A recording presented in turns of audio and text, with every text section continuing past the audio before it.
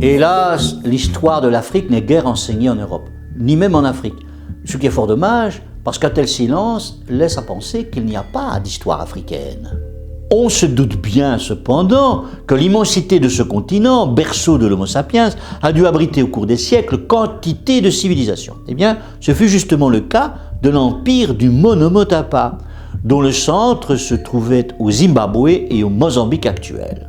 Son apogée a duré à peu près 200 ans entre le début du XVe et le début du XVIIe siècle, jusqu'à la conquête coloniale, en l'occurrence par les Portugais qui cherchaient à dominer la route des épices et partant de l'océan Indien. L'empire du Monomotapa, jalonné de grandes villes et de forteresses de pierre, commerçait notamment par le grand port de Sofala avec le monde arabo-musulman et les royaumes indiens, car il était fort riche en or, exportant également esclaves et ivoire. Les réserves en or de cet empire furent par la suite dépassées par celles de l'Afrique du Sud, mais cette richesse du Monomotapa scella surtout sa destruction, d'abord par les Portugais, puis par les Hollandais, qui vinrent s'installer un peu plus tard, persuadés que les richesses du Monomotapa étaient celles citées dans la Bible du légendaire royaume d'Ophir, avec lequel le roi Salomon avait commercé, quoique peu probable.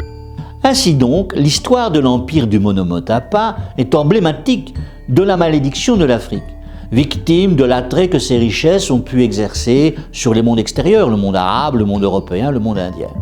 Le Monomotapa connaissait une civilisation développée, avec la métallurgie, l'agriculture et une organisation étatique. Un important centre urbain, le Grand Zimbabwe, témoigne de cette splendeur passée, comme le montrent ces vestiges colossaux qui ne peuvent être le résidu d'une société de chasseurs-cueilleurs cantonnée à une économie de survie. Ce fut même bien le contraire. Hélas, pour l'empire du Monomotapa, ce furent ces destructeurs qui racontèrent son histoire. N'oublie pas de t'abonner.